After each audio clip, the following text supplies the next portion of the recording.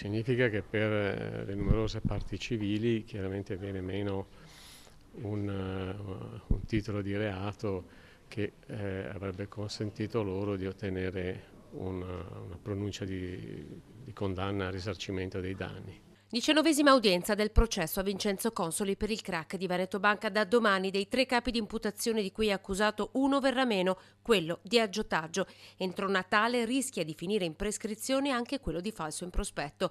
Vane dunque fino ad ora le richieste delle parti civili rinnovate anche oggi di convocare più udienze. Ci siamo trovati in una situazione di emergenza.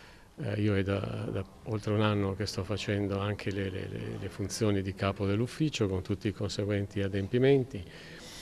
Le risorse che abbiamo sono assolutamente insufficienti, anche per quanto riguarda i magistrati.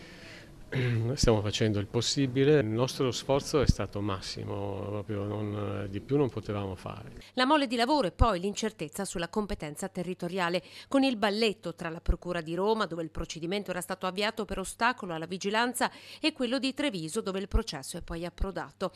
Deluso il PM Massimo De Bortoli, che questa mattina ha parlato anche di sconfitta dello Stato. Il fallimento dello Stato è il fallimento della Procura della Repubblica di Roma e il fallimento della Procura della Repubblica di Treviso, e se ne assumano le responsabilità. Cosa cambia se il reato di aggiotaggio va in prescrizione?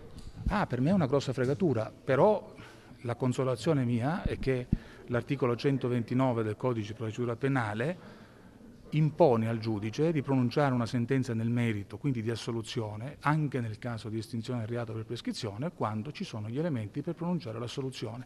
Ed è questo il risultato a cui punto, sinceramente. 15 testimoni attesi all'udienza, 5 quelli che effettivamente si sono presentati. L'ultimo ad essere ascoltato, Graziano Visentin, ex membro del CDA di Veneto Banca. Ha chiesto di essere ascoltato dai giudici anche lo stesso Consoli, animato, ha detto, dall'intenzione di rispondere alle molte falsità dette nei suoi confronti. Quello che è certo però è che ad oggi, in caso di condanna, le uniche parti civili che potrebbero ottenere soddisfazione sono Consob e Banca d'Italia.